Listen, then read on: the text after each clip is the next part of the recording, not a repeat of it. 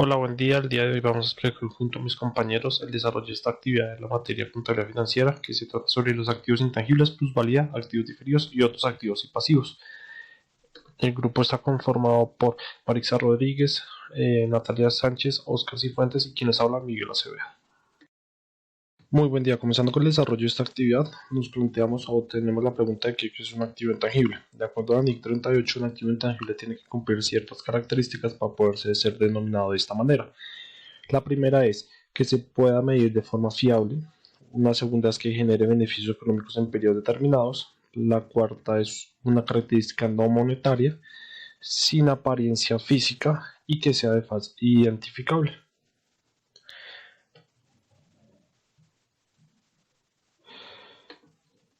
Siguiendo con la actividad, tenemos la pregunta número 2. Dice, ¿cuándo puede ser identificado un activo intangible inmovilizado? Tenemos dos formas: cuando sea separable o cuando surja de un contrato o de otros derechos legales. Cuando sea separable nos referimos a que puede ser separado de la entidad y vendido, transferido, explotado, arrendado o intercambiado. Mientras que cuando surge de un contrato o de otros derechos legales, hablamos de un activo que surge de un contrato independientemente de si estos derechos son transferibles o separables de la entidad. Como tercera pregunta tenemos, ¿cuáles son los activos intangibles más representativos? Entonces, dentro de estos activos intangibles nos encontramos con las patentes, los derechos de autor, las licencias y o franquicias o la plusvalía y goodwill. Voy a dar una pequeña definición de lo que son cada uno de estos. Comenzando con las patentes, son derechos de exclusividad generados por el ente gubernamental que acompaña toda inversión o conocimiento científico. Los derechos de autor, hablamos que es un derecho de autor cuando se le es otorgado por un ente gubernamental sobre la propiedad intelectual. Las licencias o franquicias, en estas registramos el costo del valor cancelado al dueño de una patente por el uso de su producto, mientras que la plusvalía o el uso de goodwill se adquiere cuando se compra una empresa por encima del valor comercial de sus activos intangibles. Esto es más que todo nos referimos a la marca como tal. En esta parte de acá tenemos cómo se reconoce inicial y posteriormente los activos intangibles movilizados. Partimos del reconocimiento inicial, donde inicialmente el activo intangible será medido al modelo del costo de adquisición más todas las erogaciones identificadas a la hora de su compra. Mientras que tenemos un reconocimiento posterior que dice que puede ser reconocido de las siguientes formas: modelos del costo menos la amortización acumulada, o modelos de revaluación, que es el valor razonable, que es el momento en el cual el actual del mercado de ese producto, menos la amortización acumulada. Siguiendo con nuestro tema, un activo intangible inmovilizado se amortiza cuando se distribuye en su vida útil, cuando está disponible para su utilización, cuando se aplican los métodos de amortización, cuando se reconocen las contingencias de pérdida y por deterioro debe aplicar la SNIC 36 o la sección 27 en PAINS.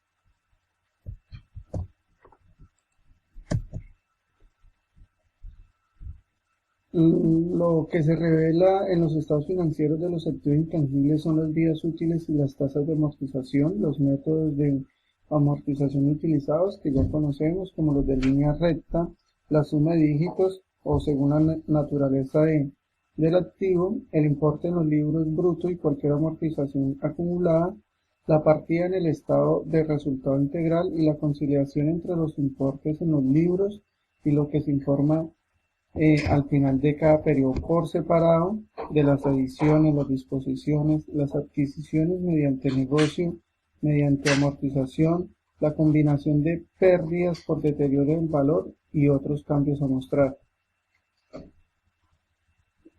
La plusvalía es un activo intangible, pero las NIF la separan de las demás.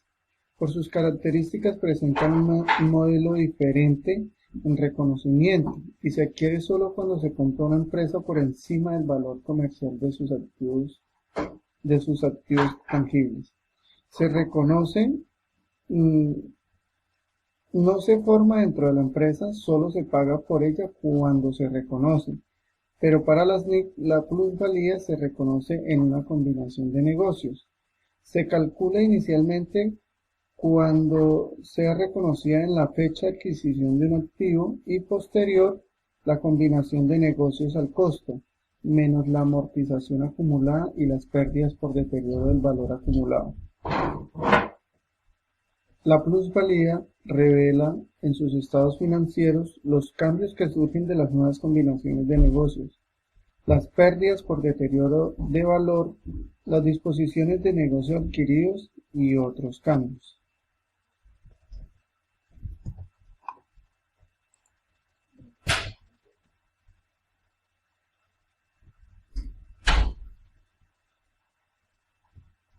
Los activos por impuestos diferidos, de acuerdo a las NIC 12 y la sección 29 en las PAINS, dicen que es un impuesto a las ganancias y que este impuesto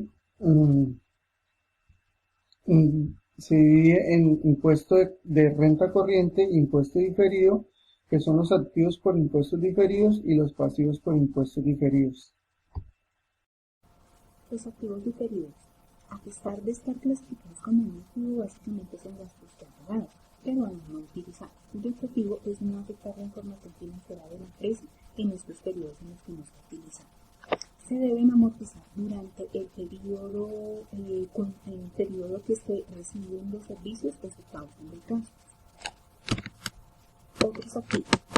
Se requiere de la utilización de algunas cuentas que permiten realizar un conjunto de transacciones que impactan periodos futuros y otras transacciones que deben ser amortizadas en el periodo contable, tales como la 1905, las cuentas diferidas. En empresas mineras está la 1925, que son costos por explotación y evaluación, la 1580, mientras se trasladan a minas y canteras, bienes de arte, de cultura, bibliotecas, libros, artesanías, bienes recibidos en pago, bienes entregados en comodato, estampillas y otros por la 1330. Los pasivos son obligaciones contraídas por la empresa por transacciones pasadas que requieren una cancelación a futuro mediante el pago de dinero, la transferencia de activos distintos a dinero o mediante la prestación de servicios a futuro. Los proveedores del exterior. Una empresa nacional que adquiere mercancías de materia prima que requiere para su proceso de manufacturación a una empresa del exterior, esa empresa recibe el nombre de proveedor del exterior.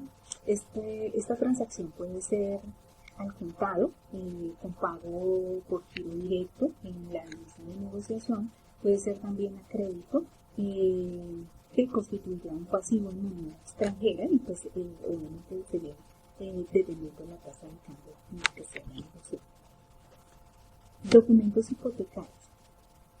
Estos son instrumentos de crédito a largo plazo. Básicamente son préstamos respaldados por activos fijos que constituyen una garantía real sobre la deuda. El documento será mediante escritura pública, requerirá de una inscripción en la oficina de registro. Una misma propiedad puede tener hipoteca de primer grado, de segundo grado o incluso de tercer grado de hipoteca, pero pues obviamente la primera es la que va prácticamente a ser cubierta en su totalidad en caso de algún imprevisto, y ya si queda algo pues sería me quedaría para la segunda o la tercera garantía. Continuando con el tema, tenemos la nómina, que es un documento donde se registran los beneficios del empleado. Esta está conformado por el valor de vengado, donde están los salarios básicos, las comisiones por venta, los auxilios de transporte, otros auxilios, los recargos y las horas extras. Los valores deducidos, que se le deduce al ingreso base de cotización, donde se le deduce el 4% por salud, el 4% por pensión, y la retención en la fuente se le deduce únicamente a las personas que tengan un salario integral, es decir, ganen más de 10 salarios mínimos legales vigentes. En los parafiscales tenemos el SENA y el ICBF, que solamente aplica para el salario integral, y la caja de compensación ARL, el 12% de la pensión que se le paga a todos los empleados. Y las prestaciones sociales son la prima, las cesantías, intereses sobre cesantías y vacaciones. Finalmente, el valor pagado es el total del valor de vengado menos el valor deducido. Continuando, tenemos que en el salario forma parte el salario básico, las horas extras, los recargos, las comisiones. Es decir, que esto corresponde al ingreso básico de cotización, y lo que no forma parte de este ingreso base de cotización serían los auxilios de transporte y otros auxilios. Tenemos en este caso tres tipos de salarios: el salario mínimo legal vigente, que es el fijado por el gobierno cada año; el salario básico, que es un salario pactado dentro de un contrato por el empleado y el empleador, que se utiliza como base para liquidar extras, prestaciones sociales, entre otros; y el salario integral es aquel que es mayor a 10 salarios mínimos legales más el 30% de las prestaciones. Tenemos que diferenciar entre un recargo y horas extras. El recargo es cuando el trabajador en su horario habitual de 8 horas coincide con el horario de 9 p.m. a 6 a.m. y se le hace un recargo del 35%. Y las horas extras es cuando por fuera del horario habitual del trabajador se trabaja en horas nocturnas, que tendría el 75% de extra, y en nocturnas festivas 150%. La retención en la fuente de empleados, según la ley 1607 del 2012, cualquier empleado que gane más del 80% de sus ingresos de un contrato laboral o por prestación de servicios tiene que descontarle la retención en la fuente. Esto se tiene en cuenta una unidad de valor tributario, una VT, que se establece en el artículo 384, donde se establece el rango en VT, el rango en pesos, una tarifa marginal, y con estos datos finalmente se deduce el impuesto a descontar para el empleado. ¿Y cómo puedo disminuir el ingreso laboral gravable de los empleados? Esto se puede por pagos a terceros por alimentación, es decir, pagarle al metro, con subsidio, éxito u otras entidades, pagarles un valor para que estos les den un ticket al empleado para redimirlo en alimentos; pagos voluntarios a pensiones que hacen los empleados para hacer un ahorro y construir su pensión; pagos de intereses a préstamos de adquisición de viviendas; pólizas de salud y auxilios. Gracias.